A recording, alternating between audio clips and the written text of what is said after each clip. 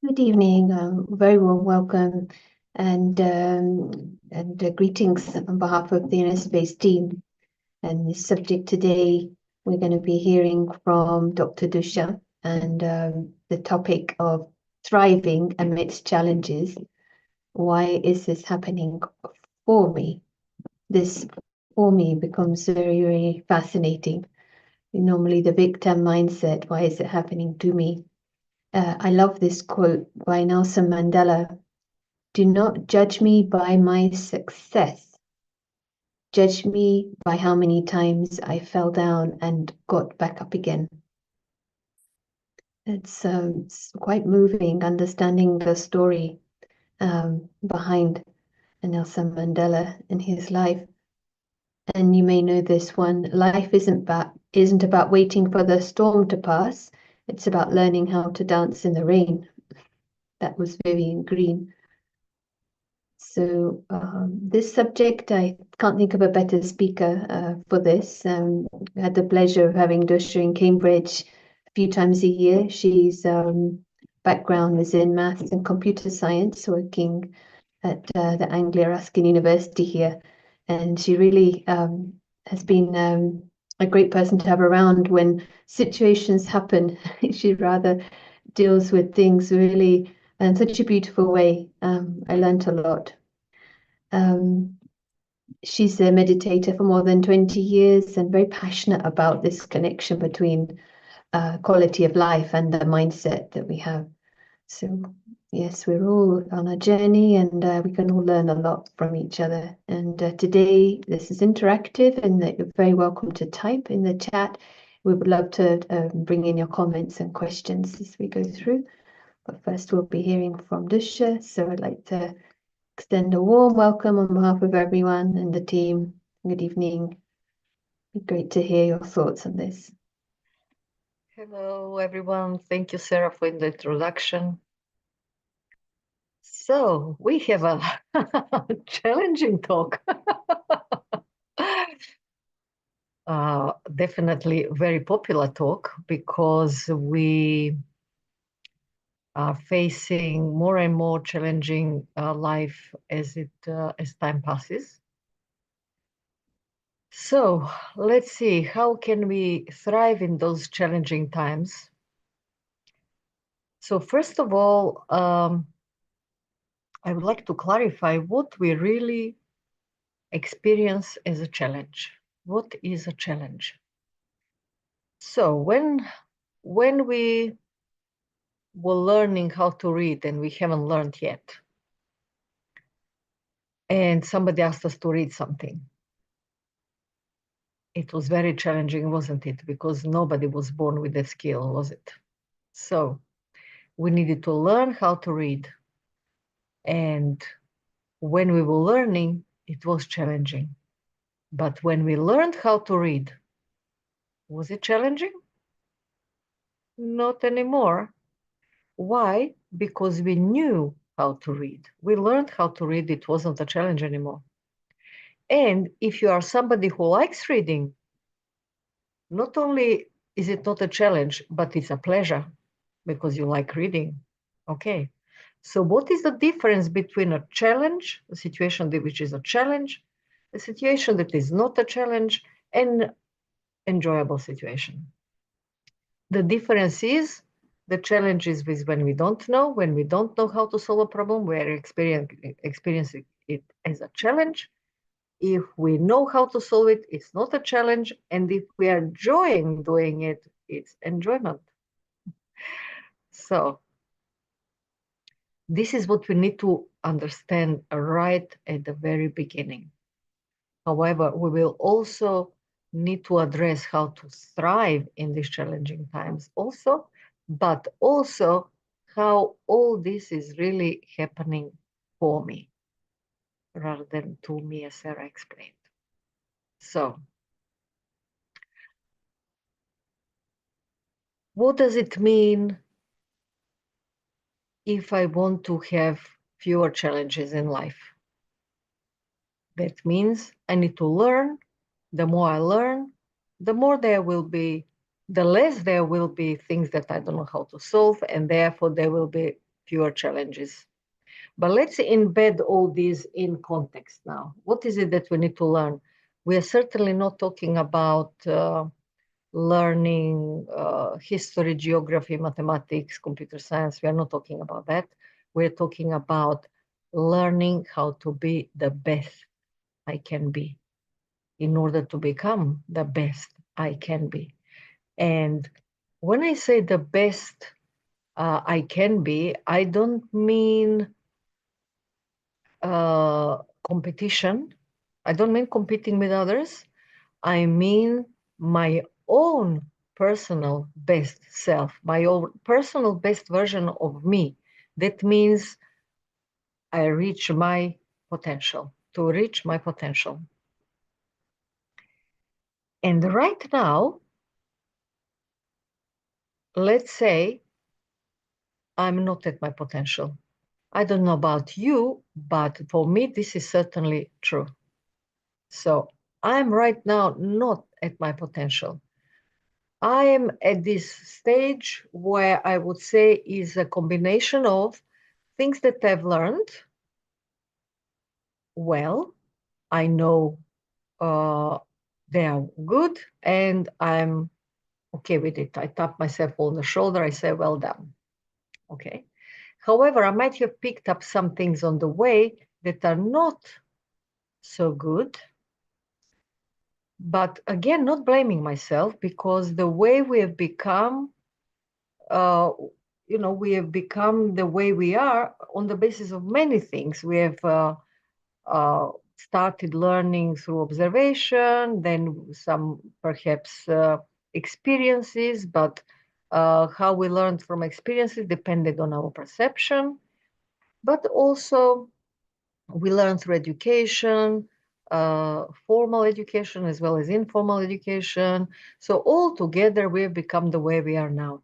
However, doesn't mean that all that learning that we picked up on the way happened under control, or we might not have picked up things the way we like them. So let's say some things are good, that's fine. Some things are not exactly as I like, but I'm aware of them and I'm working on transforming them. And there might be some things that I have not picked up exactly how I would like, but I'm not even aware what I'm doing and what I've picked up. And I need to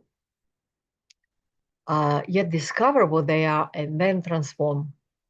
So from observation, I would say that all of us are at the stage that is a combination of the three, more or less.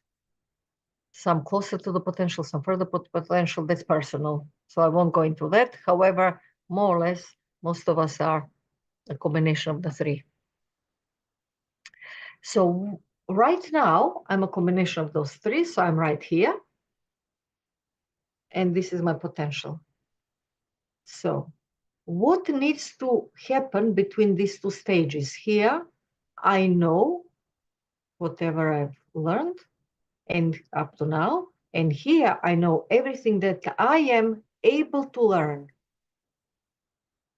Okay, so what needs to happen between these two stages is that if here I know as much as I know, and I don't know everything that I'm able to know, that means between these 2 points, a learning process needs to happen to bring me closer to my best self. Hopefully that's all understandable, but from the introduction that Sarah gave, you can imagine that in order to do what I do, I use a lot logical way of thinking. So I'm using this logical way to explain this topic also. So this process of learning needs to happen. Why? In order for me to become the best version of myself. That is the only reason why I need to learn. But let's say there is something that I haven't learned. And remember what we said, how we experience something that we haven't learned, but we have come across it? We experience it as a challenge. So, a challenge has come, let's say, a challenging situation has come. And very often, in order for the situation to be challenging, there is somebody playing a so-called challenging role or a negative role in order to make the situation challenging. So, how do we respond to this or react to this situation? Do we say, oh, why did he say that? Or why did she do that? Why are they challenging me? Why are they creating so many challenging or negative situations for me? Sounds familiar? Maybe? So, are we saying that? Or do we say, this poor thing had to play a negative role in a situation to create an opportunity for me to learn a lesson and go closer to my potential? So you ask yourself what you do and be honest with your answer. You don't need to answer to us, just to yourself. So how do we look at this? Every single challenge that comes across is an opportunity to learn something that we need to know in order to go closer to our potential. Of course, the more we learn, the closer we are to the potential, and the fewer challenges are going to come. Therefore, life becomes easier. However, life becomes easier if we are using those opportunities to learn. If an opportunity has come and we haven't used it to learn from the situation, then what happens when a lesson comes and we don't learn it? First of all, where are these lessons coming from? Why a particular lesson is coming to me, especially? It is because it is in my potential to know it. Okay? So it is in my potential to know something, but I don't know it. Every time I do something, either on the level of thoughts or words or actions, I'm expressing how far or close I am to my potential. So if it isn't my potential to know something, but I don't know how, with my action, I'm invoking a situation that is bringing a lesson to happen. But if I'm not open for learning, but I'm able to learn that lesson, what happens then? The lesson has come, I'm not open for learning, I'm going to miss the opportunity to learn. But because it's in my potential to learn it or to know it, that lesson is going to keep coming back until I learn. However, if I'm not open for learning, next time that lesson comes, will come in a slightly harder form. Why? To do something, to make us click, to open for learning, and then we learn the lesson. However, if we don't learn it again, if it has to come again and again, every time it comes, has to come in a slightly harder form because we were close for learning the previous time, so that it opened us for learning and then learn the lesson that we need. So really the conclusion is the more closed we are for learning, the harder the life becomes, the more challenges we have. So really, if we are passionate for learning and therefore open for learning, we can use all those challenging situations in order to thrive. Okay, in order to thrive, because the more I learn, the more I thrive, the easier life becomes, and I am a better version of self. Okay, but also you might have noticed that the way we explain why everything that happens is happening, if you understood that the challenges that come are really lessons in disguise that if we use the opportunity to learn, we will go closer to our potential. So all those challenges are coming in order for us to be closer, to go closer to our potential so that we can thrive, definitely, but also all those challenges are coming to me for me to give me an opportunity to go closer to my potential and to realize my potential. And our potential wants to realize itself for sure, because when we have a seed, small seed, hard to see, easy to lose, but if you give it a little bit of sunshine and a little bit of water, it turns into a significant tree. And if you bang, it hurts. So it's very significant. Okay, so you cannot lose it for sure. In the same way, our potential wants to realize itself.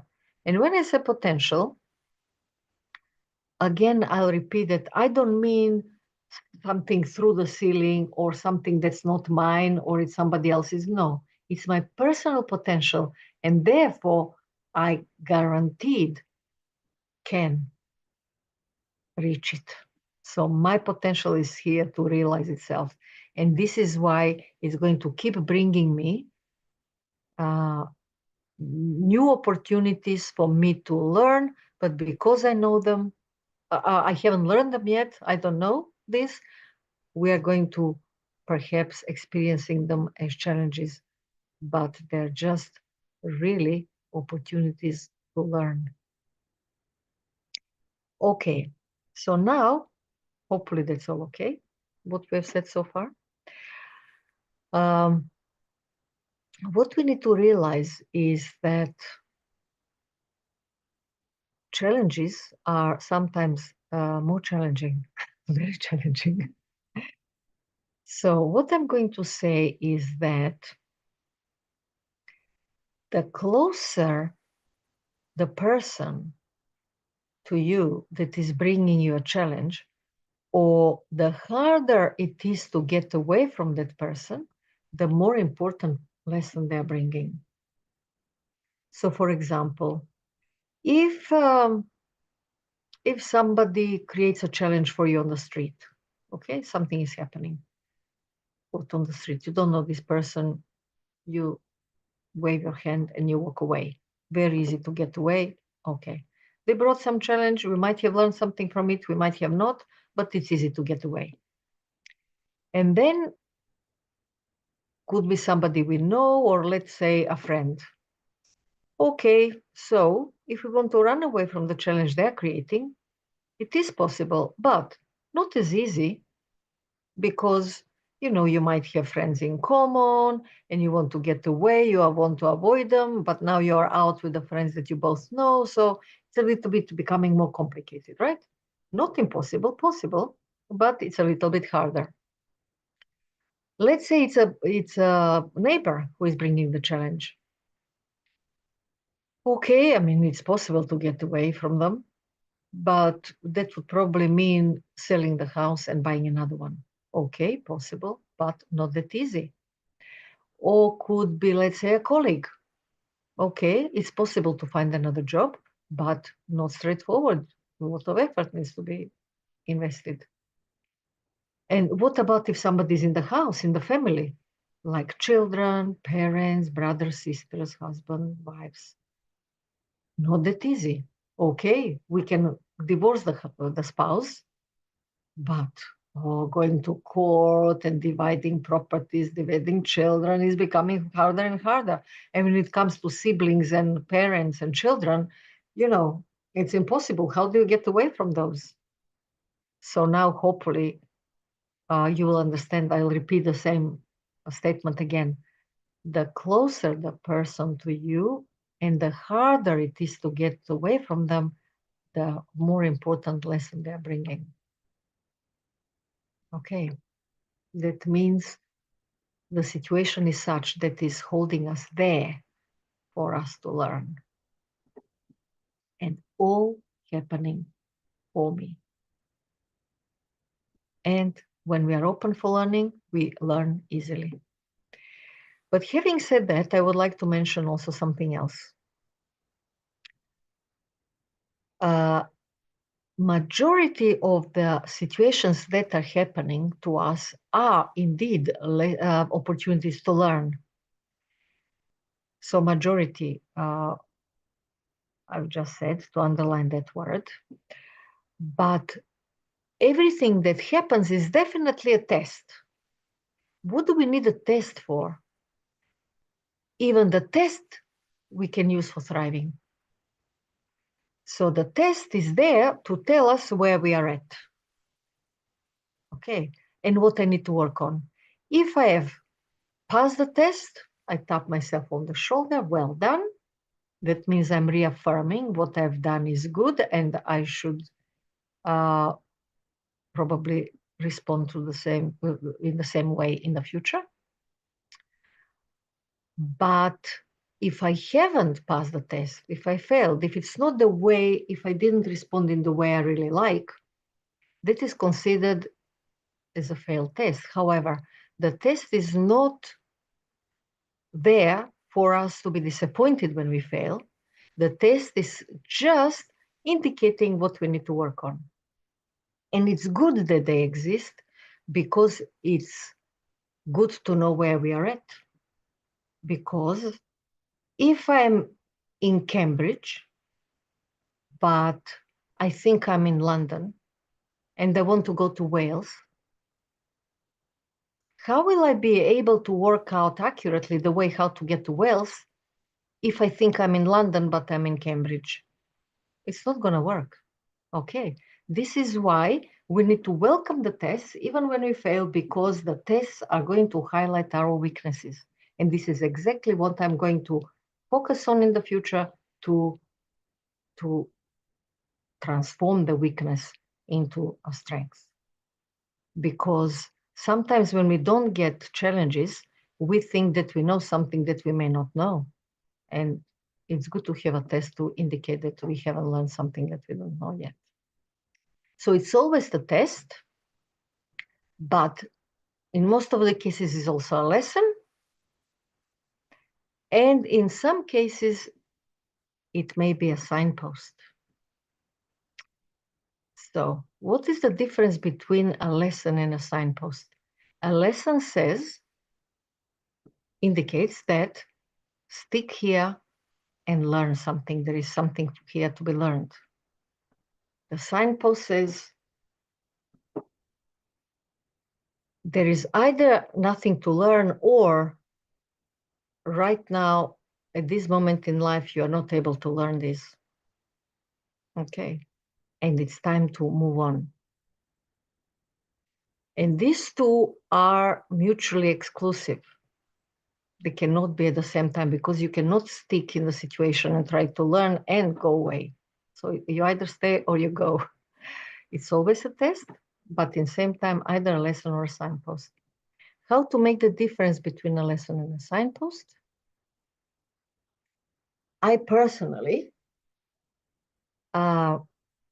stick around until I find an opportunity to, if I see any chance at all to learn something. And while I can see a opportunity to learn, I stick around and learn, even if it is challenging, pretty challenging. But when I see that there is nothing much to learn, then I try to interpret it as a signpost. I'll give you an example.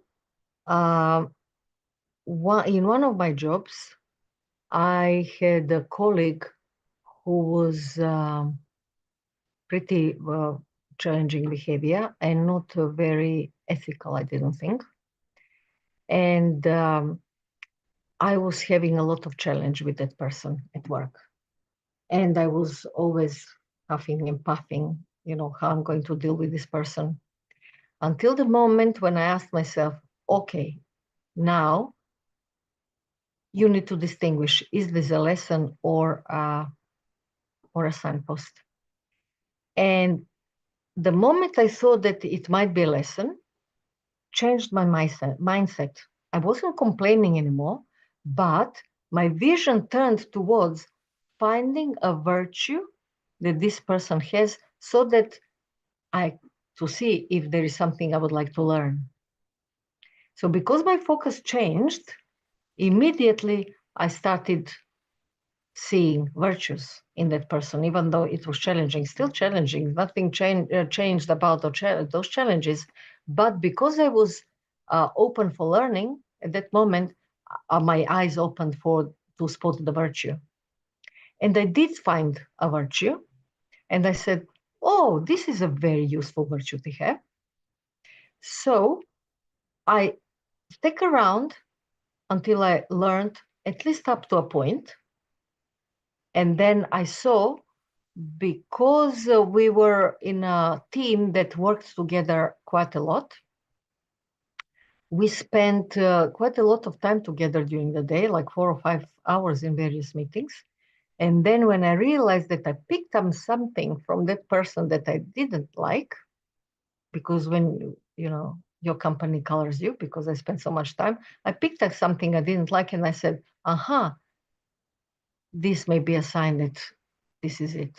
What I've learned, and now it might be time to go. And believe it or not, even though I never looked for another job, from the moment I decided that, by the time I came back to the office, I had a job offer in my inbox.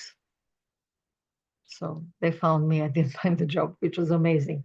But in this case and in any other cases that I've experimented with in life, normally, if I've really learned everything that I need to learn from a situation, and then I interpret it as a signpost, as soon as I interpret it correctly as a signpost, the doors open automatically to let me know that I've interpreted correctly the situation. So how to see the difference between the two? I would say it is with the trial and error. There is no algorithm I'm going to be able to tell you. So this is very important to distinguish between the two. But the learning how to distinguish is not algorithmic. I cannot say do 1, 2, 3, 4, 5. It's more heuristic learning, trial and error. So, but what is good about the whole thing is if you experiment with small cases, just to feel what it feels like when you discern correctly whether it's a lesson or a signpost. And even if it is insignificant, some small insignificant decisions, that feeling is going to be embedded in you. Just like, whatever I tell you now about how to ride a bike, you won't be able to ride it yourself. But what you need to do is trial and error, sit on the bike, balance a little bit. And when you feel the balance, only then will you get a chance to learn how to ride the bike. So this is the same, I would say.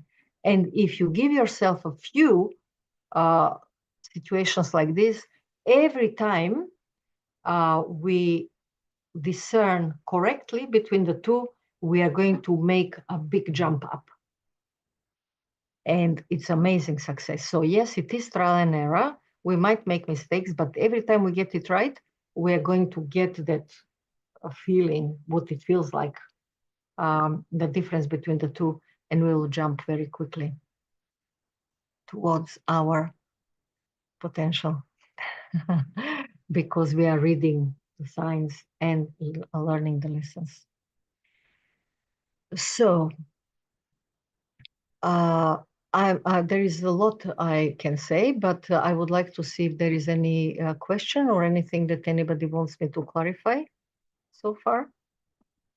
Yes, invitation, as we mentioned at the beginning, please feel free to type. And if you put the note to myself, then I will be able to bring it in. There was a comment. It is a very timely example. This person has an issue with their neighbor and they went to try to sell, but it's not so easy.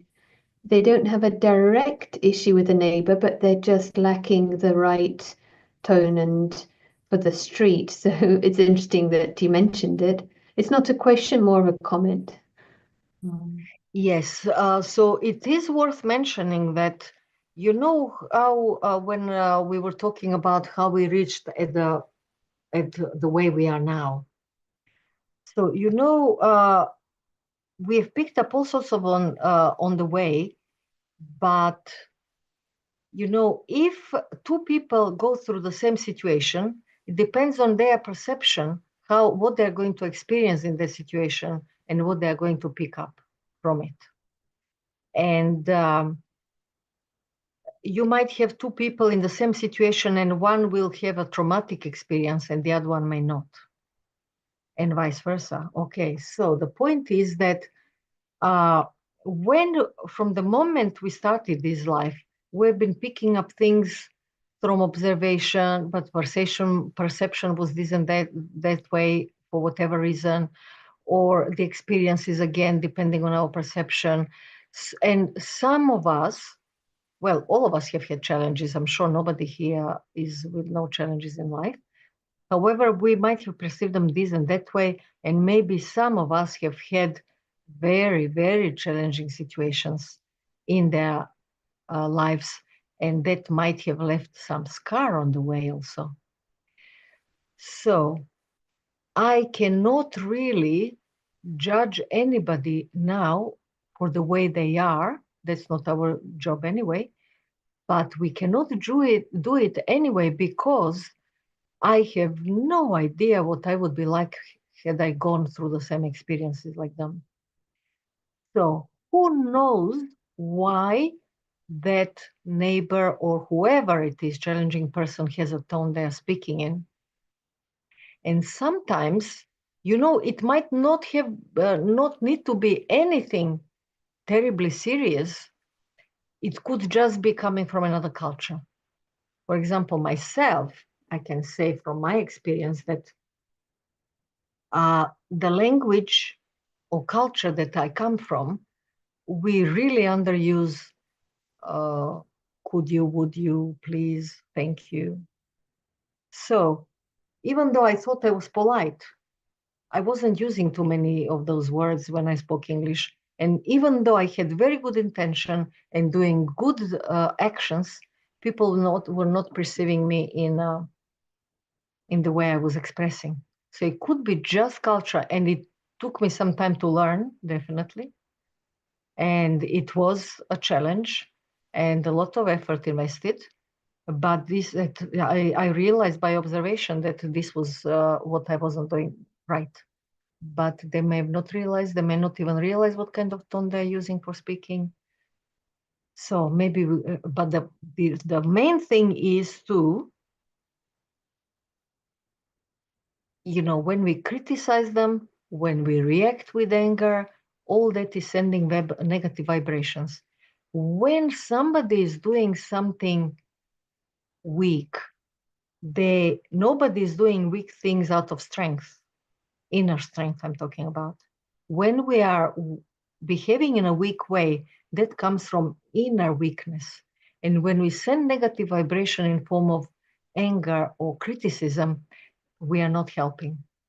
But what might help is sending good wishes to those people. If it is appropriate, we can say it loud. If not appropriate, definitely at any time in our thoughts, sending good wishes to those people. I have experienced that even if I have negative feelings towards someone, although I'm not, I don't practice such things, really. But if it happens, I send good wishes, and even those good wishes, hopefully they will reach that person and do something good. But for definitely, they are reaching my heart and they are melting my heart. So that means, you know, my heart is not going to be frozen. Yeah, this is is the point, isn't it? And that actually could have a very important impact, that the unexpected response of good wishes might just shift something. But the main thing is you're experiencing those feelings. We have a couple of questions. Shall I read them now, or queries? Yes. Mhm. It's a practical one here. How about a chairperson of a local group who does not respond to emails before the deadline with an answer that is needed and always apologizes afterwards, saying they were too busy to reply? What to do in this situation?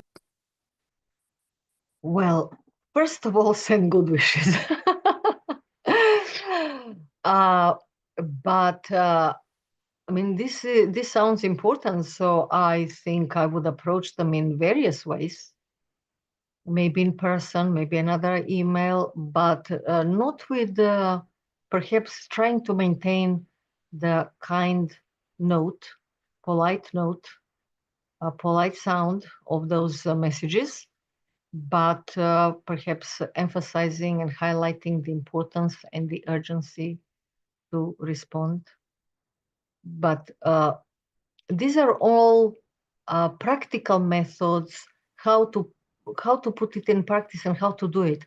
But what we are really talking about is not only should we do it politely and communicate politely with other people, but to not be affected by it, and also use the opportunity to learn something through that challenge. I'll tell you another example from my working life. At some point, I had a manager who really wasn't doing many things right, uh, according to what I thought. However, I was observing him very carefully. Now I'm talking about another person. And I was observing him carefully. When I went for an interview for another job, they asked me, one of the questions at the interview was, because it was a managerial position, they asked me, what would you like your employees to say about you in a year's time? And of course, I never read books about interviews because I think I should be authentic and natural.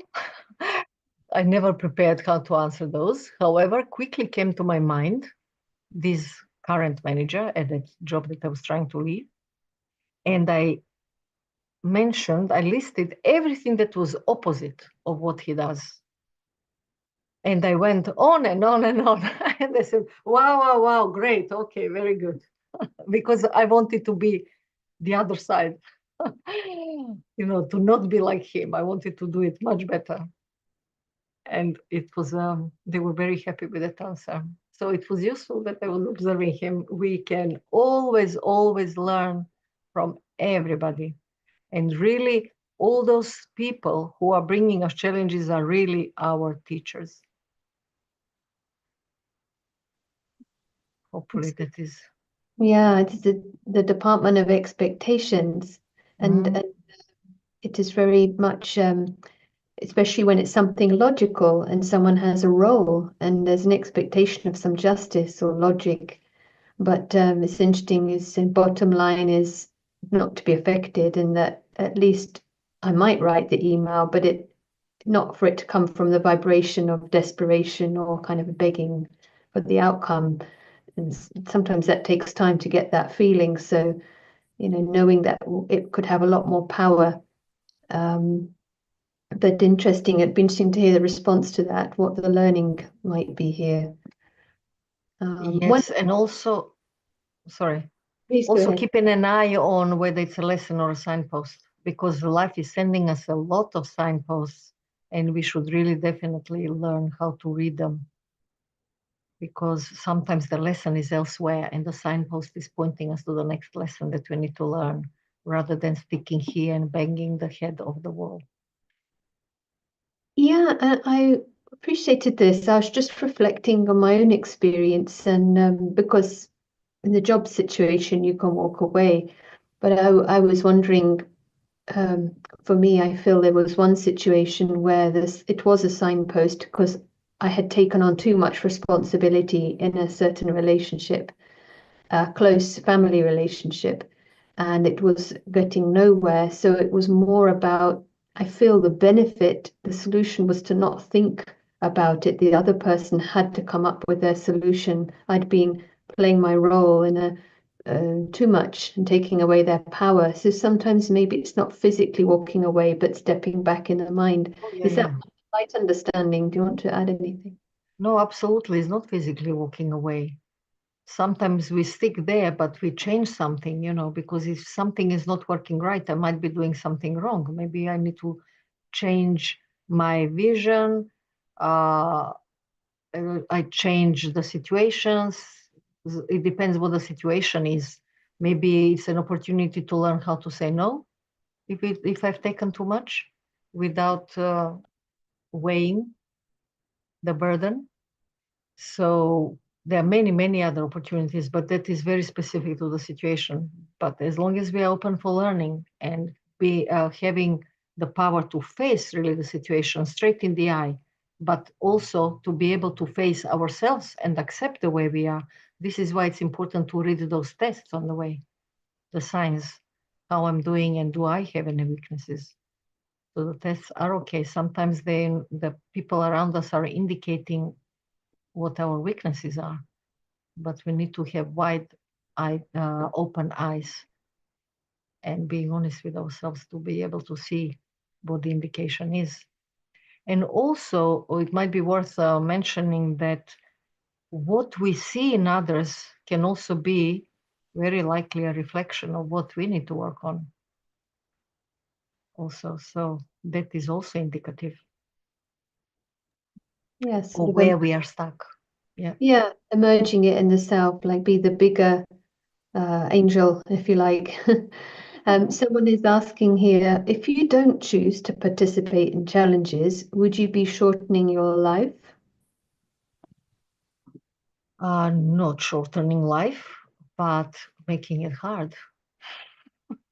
because it's my personal potential, and everybody has their personal potential. Each one of us is definitely going to get there.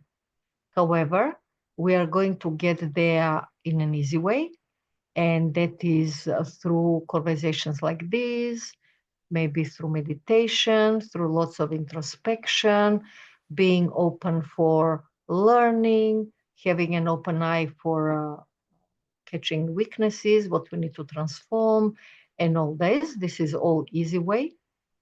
And the hard way is really through challenges. But as we said earlier, if we are not open for learning, it's going to become harder and harder. So there could be great challenges. I could share an example if you like to explain how hard it can be.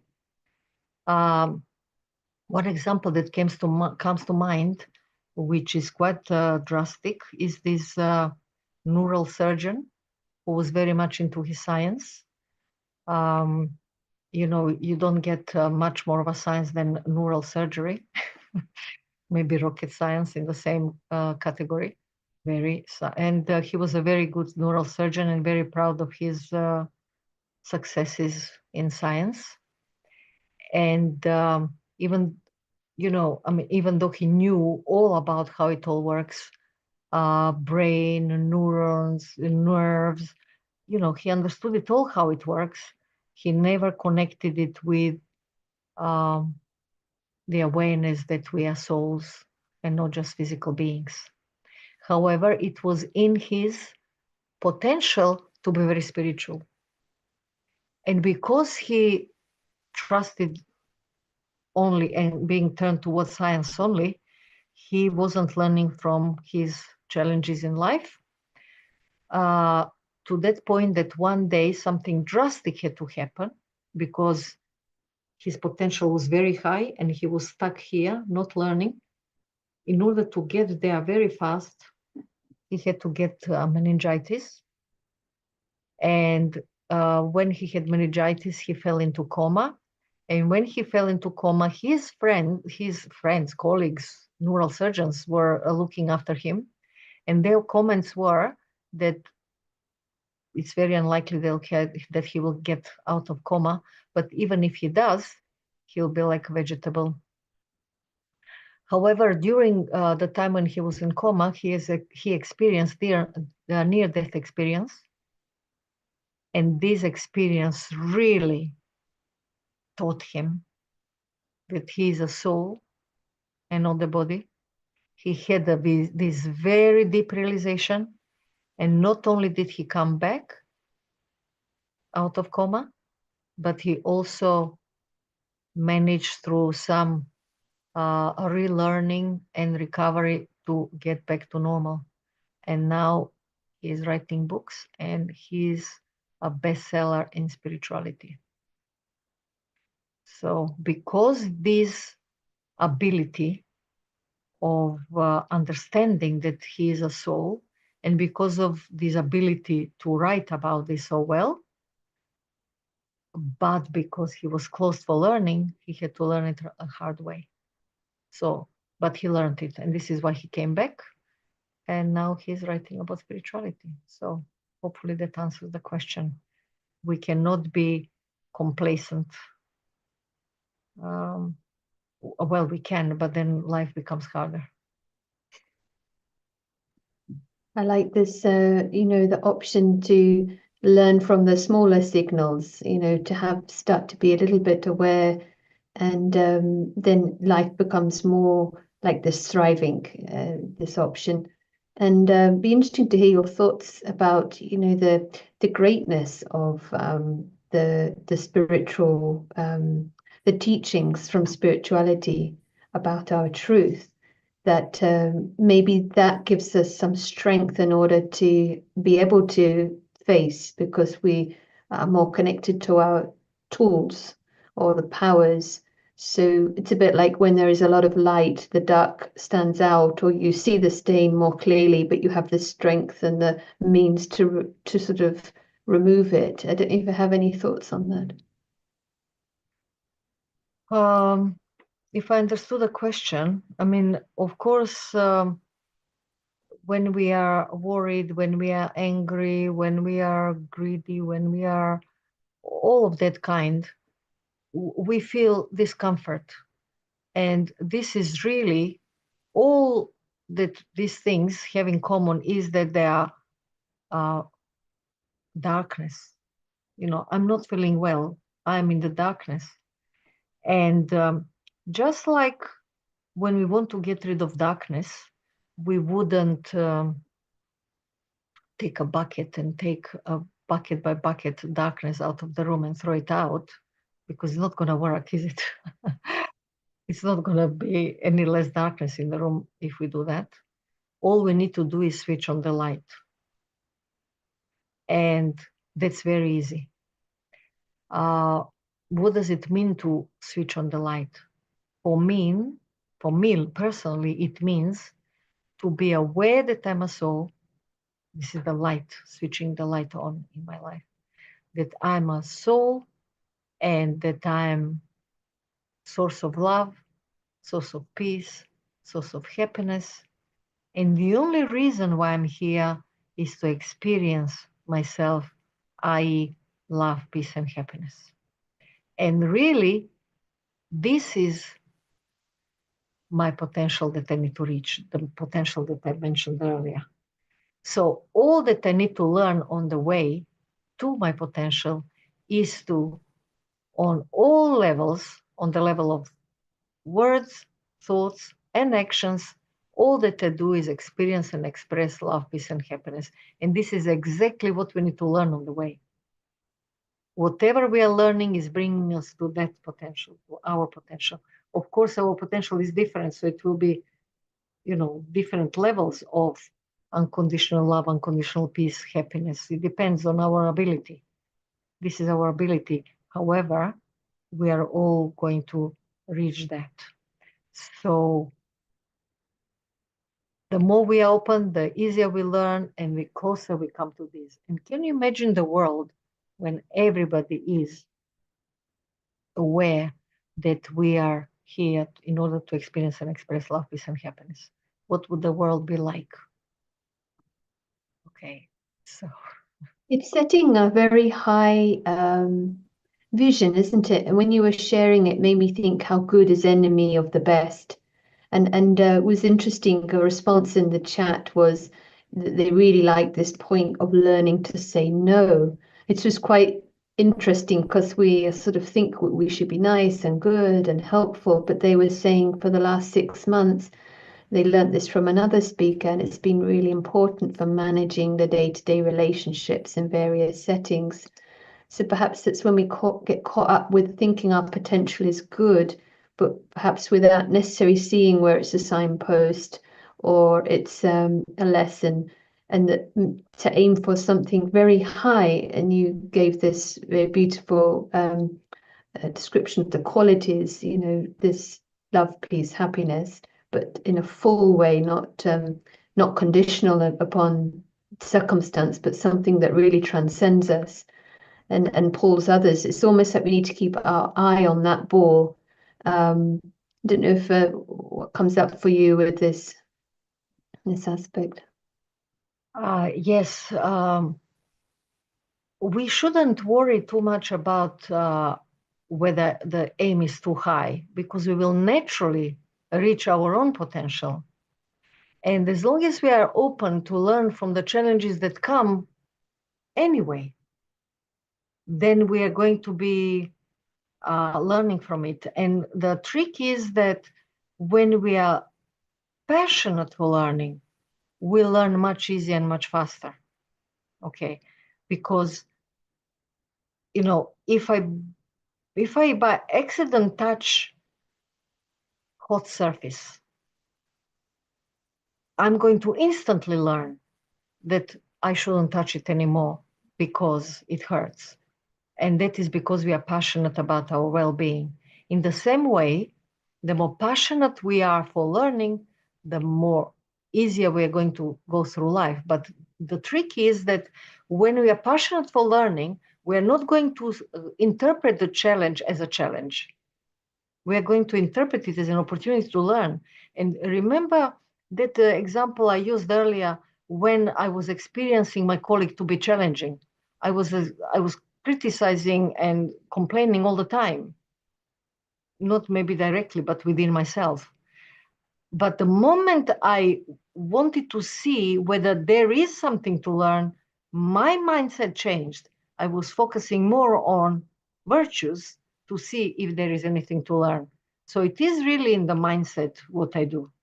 And hopefully we have covered quite a few hopefully useful things that people can implement in order to minimize the pain and to maximize the learning and to the speed that we learn and going closer to the potential.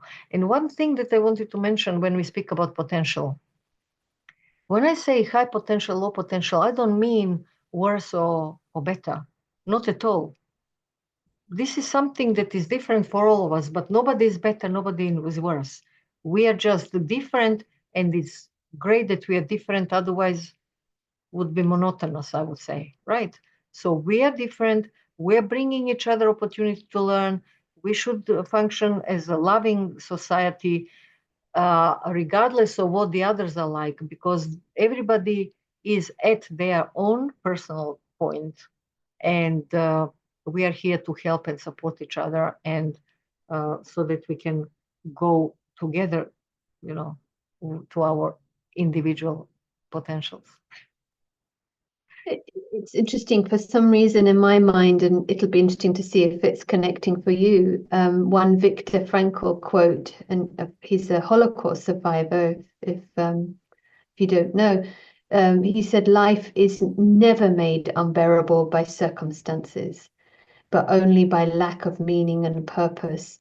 So I think often the pain point is, say, in a relationship or maybe a work situation, if we are feeling that stagnation, like lack of meaning.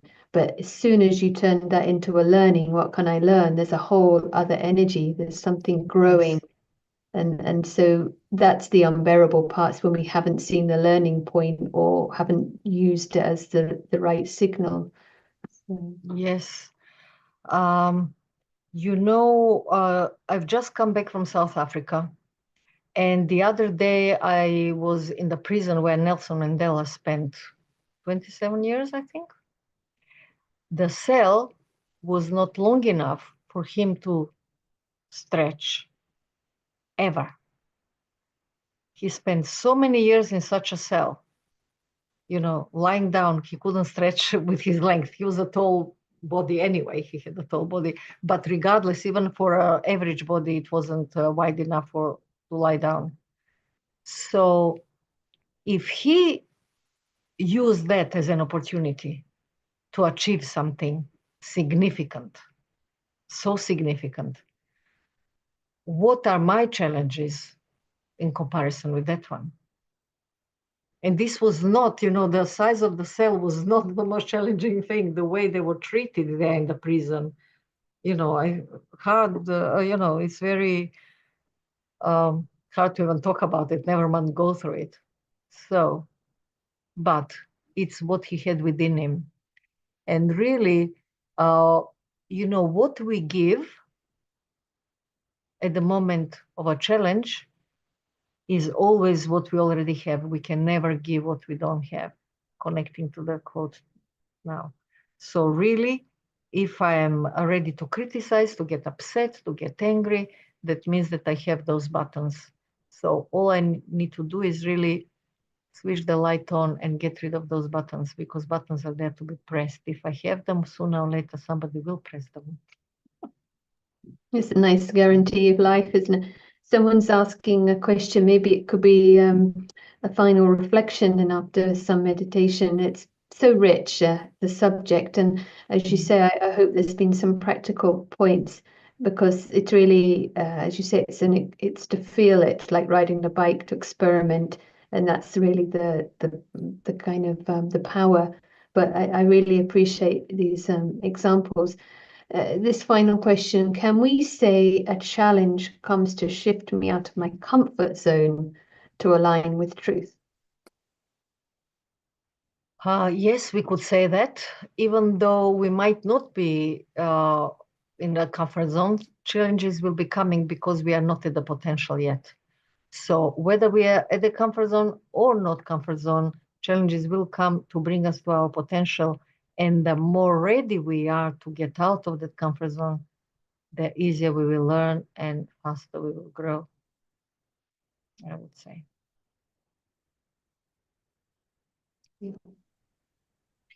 It's wonderful, isn't it? And there are many examples, and maybe just a final from J.K. Rowling, author of Harry Potter. She said, rock bottom became the solid foundation on which I rebuilt my life. So, I don't know her story closely, but, this is quite interesting. It's like maybe we all have some situations, and that enough is enough, because that potential is there. It's a very positive message. And Yes. we gear ourselves towards that new programming, maybe. And of course, we get the challenge, but we've always got this option to see afresh and do the rebuilding. That's right. It would be lovely if you would like to guide us with some meditative reflection and help us with this process. Okay. So I suggest sit comfortably, lean back and relax.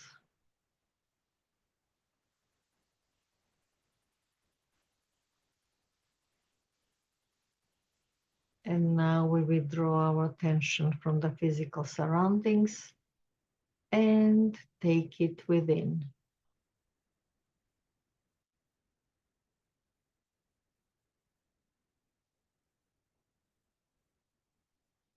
And we take our attention within and we go deeper and deeper.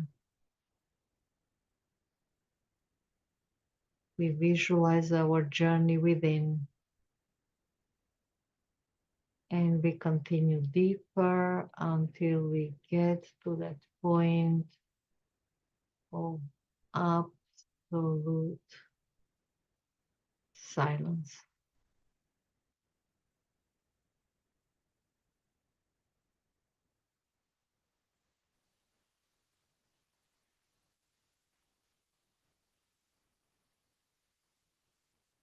And we dwell in the deep silence.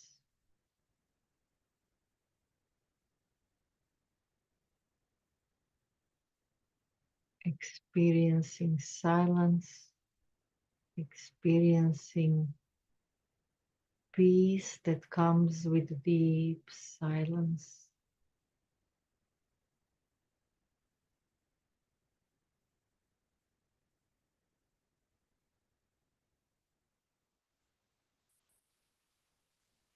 Merging with silence,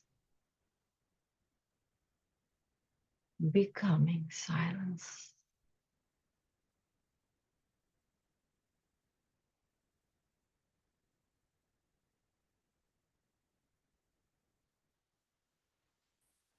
And now,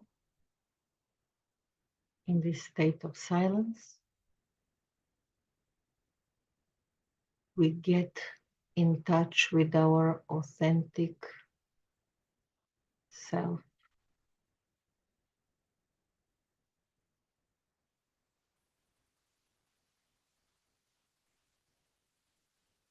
Full of love and peace and happiness.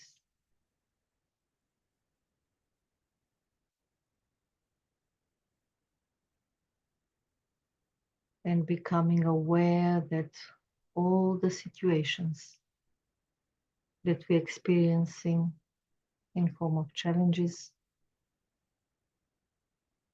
are really opportunities to learn. And I consciously decide to learn from all the situations that I come across.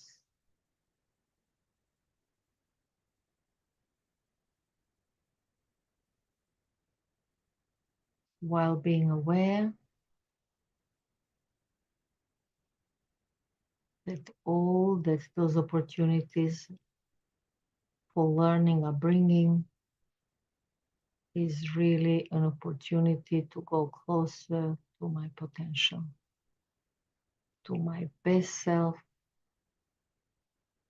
ultimately to my authentic self, the source of love, the source of peace, and source of happiness.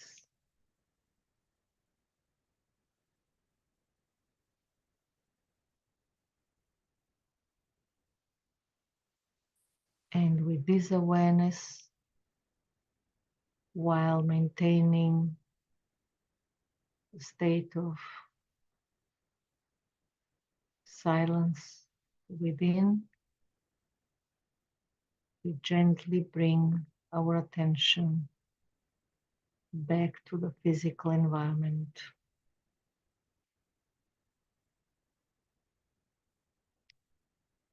Thank you.